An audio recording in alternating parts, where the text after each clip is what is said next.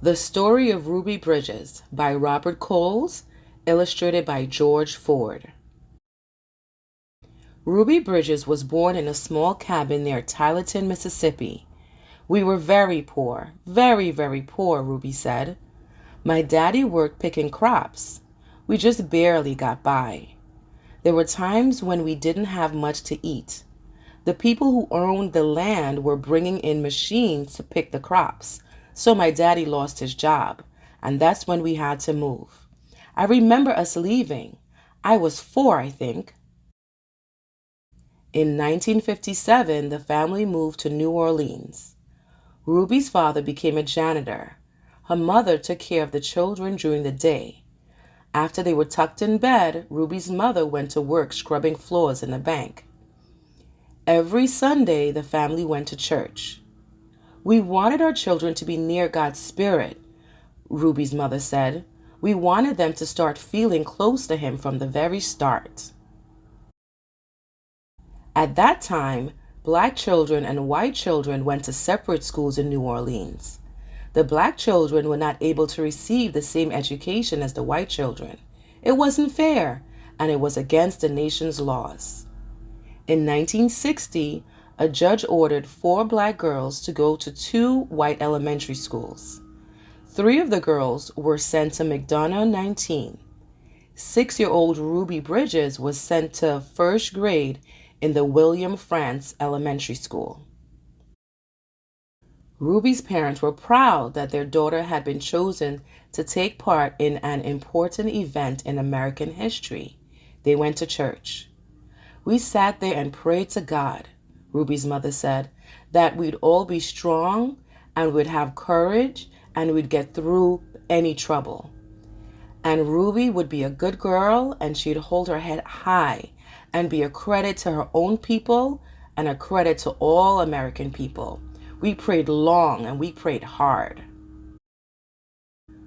On Ruby's first day, a large crowd of angry white people gathered outside the France Elementary School. The people carried signs that said they didn't want black children in a white school. People called Ruby names, and some wanted to hurt her. The city and state police did not help Ruby. The President of the United States ordered federal marshals to walk with Ruby into the school building.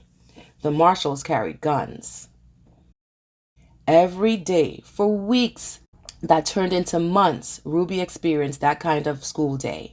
She walked to the France school surrounded by marshals, wearing a clean dress and a bow in her hair, and carrying her lunch pail. Ruby walked slowly for the first few blocks. As Ruby approached the school, she saw a crowd of people marching up and down the street. Men and women and children shouted at her. They pushed towards her. The marshals kept her from Ruby by threatening to arrest them. Ruby would hurry through the crowd and not say a word. The white people in the neighborhood would not send their children to school.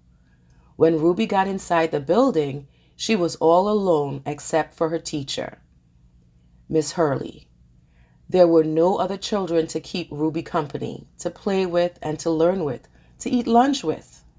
But every day, Ruby went into the classroom with a big smile on her face, ready to get down to the business of learning. She was polite and she worked well at her desk. Miss Hurley said she enjoyed her time there. She didn't seem nervous or anxious or irritable or scared. She seemed as normal and relaxed as any child I've ever taught. So Ruby began learning how to read and write in an empty classroom, an empty building. Sometimes I'd look at her and wonder how she did it, said Miss Hurley. How she went by those mobs and sat here all by herself and yet seemed so relaxed and comfortable. Miss Hurley would question Ruby in order to find out if the girl was really nervous and afraid, even though she seemed so calm and confident. But Ruby kept saying she was doing fine. The teacher decided to wait and see if Ruby would keep on being so relaxed and hopeful, or if she'd gradually begin to wear down, or even decide that she no longer wanted to go to school. Then one morning, something happened. Miss Hurley stood by a window in her classroom as she usually did, watching Ruby walk up toward the school.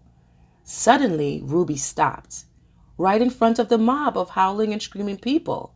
She stood there, facing all those men and women. She seemed to be talking to them. Miss Hurley saw Ruby's lips moving and wondered what Ruby was saying. The crowd seemed ready to kill her. The marshals were frightened. They tried to persuade Ruby to move along.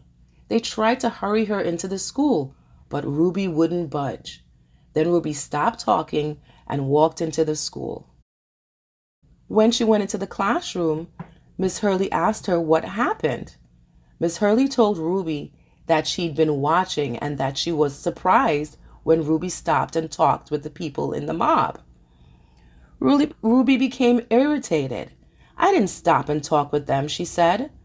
"Ruby, I saw you talking," Miss Hurley said. "I saw your lips moving."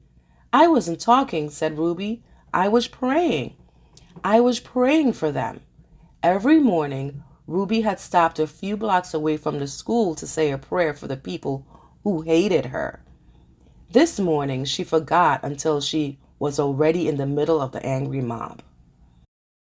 When school was over for the day, Ruby hurried through the mob, as usual. After she walked a few blocks, the crowd was behind her. Ruby said the prayer she repeated twice a day, before and after school. "Please, God, try to forgive those people, because even if they say those bad things, they don't know what they're doing. So you could forgive them just like you did those folks a long time ago when they said terrible things about you."